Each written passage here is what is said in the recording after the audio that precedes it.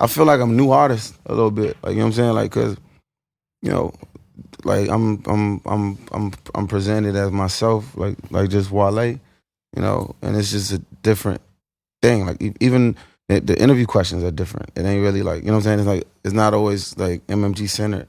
But like I said, I love Ross. Like I love him to death. Of course. But I do feel like at a certain point in time in your career, I mean, there was always an MMG question. Yeah. So so like when I dropped out of school, I was with Mark Ronson and Jay-Z and them. Like, you know what I'm saying?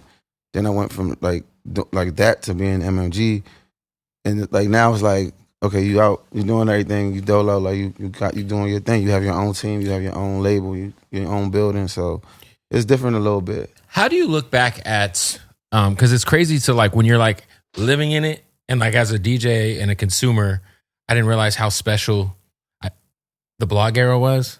So now when I look back and I just think about like clicking on Z share links and you know what I'm saying, and like going to Two Dope Boys and Not Right. We was all spoiled, man. But you are like one of the pillars of that era, and you were kind of like one of the first guys of that era. Yeah. How do you look back at that era of your career and just? I just think a lot of people don't understand they don't even know. A lot of people don't really know how I got here. Like, because the first song I ever played here is at an underground hip hop show, and I cleaned up Go Mode where you sampled Jay-Z with Bun B on it. And Trey, yeah, that was a fun time. BKS, yeah. You know, my how I came to the game was different though, because I was like locally famous, but I was still in school and had a job. You know what I'm saying? But they playing like 2 of my songs on radio, like so. Like when the blog era came, I was like, dang, like so a lot of them people was famous from internet, like not where they was from. You know what I'm saying? Right. I was lucky enough to have both. You had both. Know what I'm saying? And I really didn't understand what was happening. I don't think none of us really knew what was happening for real. You know. But it was a good time. I feel like you were like the because I even think about your freshman cover and like you're the first guy front and center on that cover. And I feel like you were kind of like the first guy to really, really break out and have like that buzz and that star potential out of those peers that were going like at that same time. Right. Because after you is like when Kendrick starts buzzing and but Cole you know, starts the funny buzzing. thing is like we was all doing it at the same time. It's just like, it's just. I mean, in terms of just like getting the recognition and blowing up, you know? Yeah. It was like, I look back at it like, dang, man, like, I remember the shoot day, like, you know what I'm saying? Like, I remember that, like, and to see me still doing it here, like, it's a blessing, bro. And you know, your first album has aged gracefully, like Attention Deficit. I know, like, when it first came out, like, a lot of people were like, yo, he sold out. He did a song with Lady Gaga. Bro, Chillin' is a banger. Yeah. It has aged like fine wine. Yeah. Like, that could get played on the radio today. I appreciate it, man. I was like kind of like a testing kind of thing for early on in my career. Like they was they're like, let's try some shit out with this guy. They didn't know Right. because I'm from DC. They don't really know about the region. They don't know. You know what I'm saying? And I was like saying yes to everything because I just got here. 100%, man. Nah, so this new album, you got the Conundrum record, which kicks things off, which is a very personal record for you. I feel like it kind of deals with, would you say, your lack of being in a relationship, being married? No, it's just kind of how I can get cold. How I can get cold, like like you essentially were like, yo, we got some crazy sex, but I'm not gonna cuddle with you at night, type shit. Like, because it's like some people drive themselves mad over their job. You know what I'm saying? And I think like I've been in many places like where I'm like I'm just too into the job and I can't even focus on loving nobody. Like, you know what I'm saying? There's just a coldness in me. Like, you know what I'm saying? And it comes from being around such a debaucherous, you know what I'm saying, conniving industry. You know what I'm saying?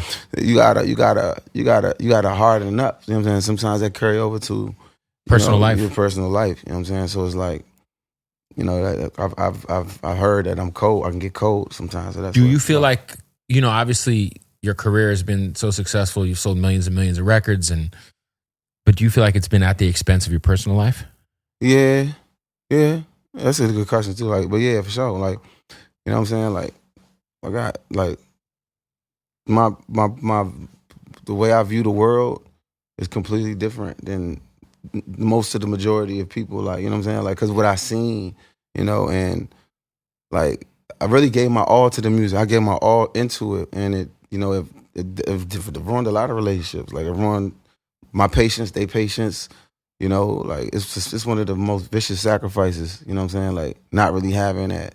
It's not easy to have that or trust people like that. Well, I also feel like there's very few people who like really care, not only about the art as much as like you care about the art so much to a level where like I mean, we've all seen you publicly kind of take, I guess, maybe like a lack of maybe appreciation, right? Because a lot of people say you're underrated. You know what I mean? Mm-hmm.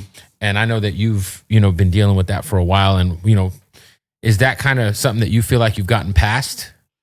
In a sense, like, I just be over it now because I'm like, man, you know, like, everywhere I go, it's like at the airport, whatever. Like man, I don't know. Maybe I'm cynical. I don't really believe. I don't really. It could be imposter syndrome. It could be something, but I don't really subscribe to none of that. You know what I'm saying? Like, but it's enabled me to not like get too offended if niggas ain't fuck with me. Like, you know what I'm saying? So, you know, I'm kind of like, I ain't tripping no more like about all that. Yeah. No, I mean, look, I get it though, because if you like when someone gives a fuck, like you want to also like feel like, yo, like the appreciation that comes with the amount of like sacrifice and work you put into each song and each lyric and each hook. Yeah. Like, I always say, like, my thing is, I don't even really care. Like, y'all can form your opinions about the music, but like, just listen to it, absorb it for real. Like, if you truly absorb it and then you don't like it, cool, that's your opinion. But like, there's a lot of opinions for people that didn't even like dive into it. You know what I'm saying? So, 100%. Take what it is. 100%. I feel like you've already like kind of solidified yourself as like, when I think of like LL, Biggie, Fab, you, the guys who are just so good at like morphing R&B and hip hop together and just making music that ladies love. Yeah. When do you feel like you kind of caught that like knack and that like, you were like, oh, I'm kind of on to something. I got a few of these now. High school. Yeah, probably. I mean, that's when I knew, like, I can, you know, there's a way to, like, you know what I'm saying?